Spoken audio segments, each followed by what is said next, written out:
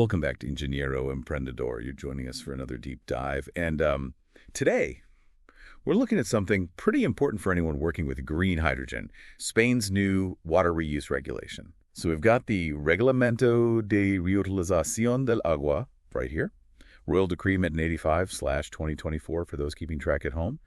And this is a big deal, especially for anyone working with electrolysis who needs sustainable sources of water. Yeah, you're absolutely right. Spain is really putting themselves out there as a leader in this movement. And it's interesting because they're not just saying like, yeah, reclaimed water's fine. They're really creating a whole system to manage it.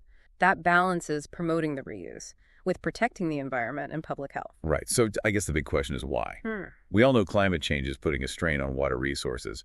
Spain's no exception. Exactly. The regulation itself actually acknowledges climate change as a driving force behind this push for water reuse.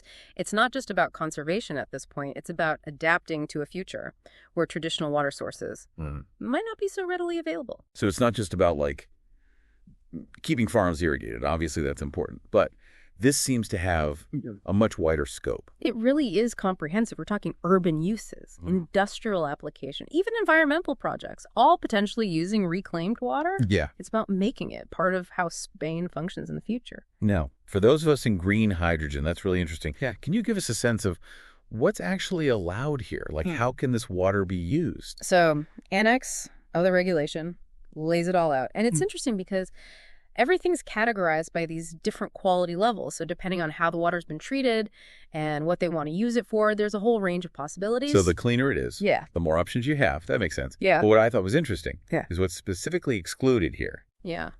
Article 12 is very clear about what's off limits. No surprises here. Drinking water is out, except in like really dire emergencies. And they also say no to using it in hospitals or healthcare facilities, anything where that level of purity is absolutely non-negotiable. They're drawing a very firm line when it comes to safety. And I imagine that focus on safety is really important for our listeners. In the green hydrogen sector, especially when you consider the sensitivity of something like electrolysis. Absolutely. And this is where it gets even more interesting. The regulation goes beyond just setting these quality standards. They actually mandate what they call a Plan de Gestión del Riesgo del Agua Regenerada, a risk management plan. And it's not just a formality. Okay, a risk management plan. Now, that's something I want to unpack further. What does that actually involve and what makes it so unique? So basically, it's a proactive approach to safety, and they tailor it to how they're using the water. So producers and users have to identify potential hazards. And we're not just talking about bacteria here. We're talking heavy metals, emerging pollutants, anything that could pose a risk, even to vulnerable groups. And then they have to outline specific measures to mitigate those risks. So it's not a one-size-fits-all approach. They're forcing everyone to really think about the specific risks and adapt accordingly. That's pretty impressive. Exactly. And they even give you specific examples in Annex 3. Like, let's say you're irrigating food crops that are eaten raw. You might need to. Restrict access to the fields after watering to minimize any potential exposure. So they're thinking about the entire chain. Right. From production to supply to the actual use of this water. That level of detail is not something you see every day. But how do they make sure all of this is actually happening? I mean, it's one thing to write it down. It's another to make it a reality. Well, that's where the administrative framework comes in. We're talking authorizations, concessions, regular inspections, a whole system to enforce these rules. And they've even thought about the financial side of things. They know water reuse costs money, and they've hinted at potential subsidies to help encourage people to make the switch. So it's not just about regulations. It's about creating a system that's practical and economically viable. And that's crucial for widespread adoption, especially for an industry like green hydrogen, where cost competitiveness is key. Exactly. And on top of all of that, they've made data reporting mandatory. All of this feeds into what they call the Observatorio de la Gestión del Agua, their water management observatory. It's not just about compliance, it's about transparency, making sure everyone's playing by the rules and learning from the data that's collected. Transparency is so important, especially when you're talking about something as vital as water. But what I'm really keen to understand is how all of this directly impacts the green hydrogen sector. What opportunities does this create and what challenges should we be aware of? So before we dive into how all this affects green hydrogen specifically, let's talk about how they make sure this reclaimed water is actually high quality. Yeah, that's a good point. It's easy to get lost in the big picture. But at the end of the day, the quality of the water is what matters. especially for something like electrolysis. Exactly. And that's where these classes de calidad come in, the quality classes. The regulation sets very specific requirements for each permitted use. It covers everything, from microbial limits to chemical parameters, all tailored to the specific application. So if I'm a green hydrogen producer Mm. looking at this regulation, what should I be paying attention to in terms of these quality classes? Well, for electrolysis, the purity of the water is critical. Any impurities can really hinder the efficiency. They can damage the electrolyzer itself and even affect the quality of the hydrogen you produce. So you'd be looking at the highest quality classes, where the parameters are the most stringent. Makes sense. Yeah. But it's not just about meeting those standards once. It's about ensuring that quality over time. So how do they address that in the regulation? Well, they've got a pretty robust framework for monitoring and controlling the quality. Throughout the whole process, we're talking continuous monitoring at various stages, from the initial source of the treated wastewater to the final point of use. So it's not just checking the water at the treatment plant. It's about tracking it through the whole supply chain. That's good to know. Exactly. And there are clear procedures in place if there are any incidents or breaches of the regulations, including consequences for non-compliance. That level of scrutiny is essential if they want to build trust and make sure the water meets those high standards consistently.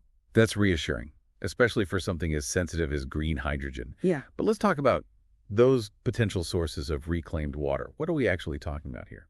Right. So the regulation really focuses on aguas depuradas, which is essentially treated wastewater. And importantly, this wastewater has to already comply with the existing regulations for discharge. So it's already gone through a thorough cleaning process before it's even considered for reuse. So it's not just any wastewater. It's water that's already been treated to a high standard. That's an important distinction. Absolutely. And then depending on the intended use, it might go through further treatment to hit that specific quality level for something like electrolysis. That additional treatment is probably going to be necessary to meet those really strict purity requirements. Now, we've talked a lot about the quality and the treatment, but I'm curious about where this water actually goes. Is it just irrigation and industrial use, or is there a broader vision here? So that's where these environmental destinations come in. The regulation recognizes that.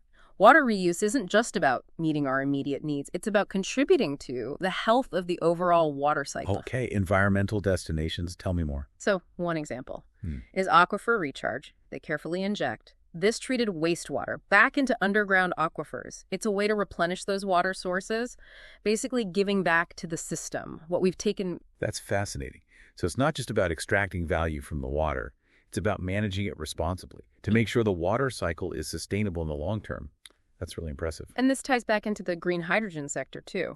If you can integrate green hydrogen production with these environmental destinations, it becomes more than just a clean energy source. It becomes part of a holistic approach to water management. That's a great point. It's not just about producing green hydrogen. It's about doing it in a way that's environmentally responsible and contributes to a more sustainable future. But as we've touched on, there's some challenges as well. What are some of the hurdles Spain might face in implementing this, especially for the green hydrogen sector? Well, one of the biggest challenges is going to be infrastructure. If you want to integrate water reuse into industries like green hydrogen, you need a robust network, treatment plants, pipelines, storage facilities, all of that. And building that requires serious investment, both public and private. So Spain needs to put their money where their mouth is and invest in making this vision a reality. And I imagine there's also the issue of public perception. Are people going to be comfortable with the idea of using reclaimed water, especially for something like green hydrogen production? Public perception is key. There's often a stigma around using reclaimed water. And overcoming that is going to take a real effort to educate the public about how safe it is and the benefits of reusing water. Transparency is going to be really important here. And that makes sense. But even if they overcome those hurdles, there's still the challenge of making sure the quality of the water meets those high standards consistently, especially as the industry scales up. Absolutely. Maintaining that level of quality across such a large and diverse network, it takes expertise, vigilance, and a commitment to continuous improvement. And then there's the administrative side of things, too. The regulation is comprehensive, but it could also create bureaucratic burdens and delays. Right, if it's too difficult to navigate all the authorizations and inspections, it could discourage investment and innovation, which would be counterproductive. Exactly. It's about finding that balance between regulation and flexibility. And we can't forget about emerging contaminants. The science is constantly changing. Spain's going to have to be adaptable, constantly refining its monitoring and treatment processes to deal with new challenges as they arise. So it's not a static solution. It's an ongoing process of learning, adapting, and improving.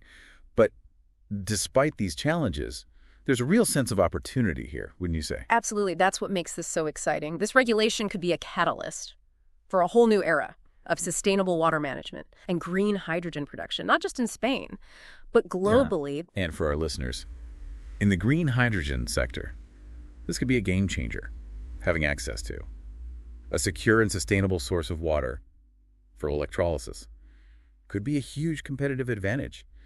But what are some of the specific benefits and opportunities they should be thinking about? It really feels like we're at a turning point here. This regulation could really change things for water management and green hydrogen production.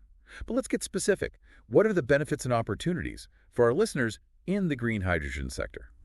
Well, the biggest one's got to be access to a secure and sustainable source of water for electrolysis. We've talked about water scarcity. It offers a way to address that. So instead of competing for water, Yeah.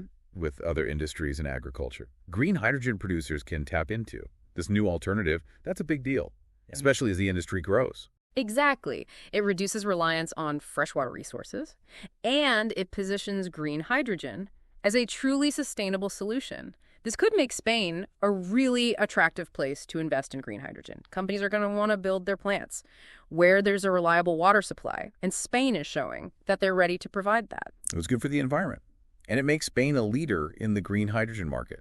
That's a win-win. Yeah. But you mentioned earlier that the quality of the water is crucial. How does this regulation make sure that the reclaimed water is good enough for electrolysis? Those quality standards are really important, like we talked about. Impurities can mess with the electrolysis process, damage equipment, even affect the hydrogen you produce. So Spain's commitment to high-quality reclaimed water is a big advantage for green hydrogen producers. It sounds like using this water could actually save money and make green hydrogen production more efficient and sustainable. Absolutely. But we got to be realistic. There are challenges, too. The infrastructure needs to be developed. To support this growing industry, we need to understand the costs and how they'll be shared between the producers and the users. And of course, they've got to monitor the water to make sure the quality stays high. It's complicated. But it seems like Spain is on the right track. They're creating a framework that balances all these interests and paves the way for a better future. I agree. This is a bold move. It shows how a country can address environmental problems and still encourage economic growth and innovation. Well, this has been a fascinating deep dive. We've learned a lot about Spain's new water reuse regulation, the opportunities, the challenges, and the potential impact on green hydrogen. Spain is setting an example for the rest of the world. It's been great talking about this with you. It's encouraging to see solutions to these global challenges. It gives me hope, too, for our listeners in the green hydrogen sector. Pay attention to what's happening in Spain. It could be the start of something big. And on that note, we've come to the end of our deep dive. If you'd like to learn more about engineering and entrepreneurship, visit our website, www.engineerimprendedor.com. Until next time, keep learning, keep exploring, and keep diving deep.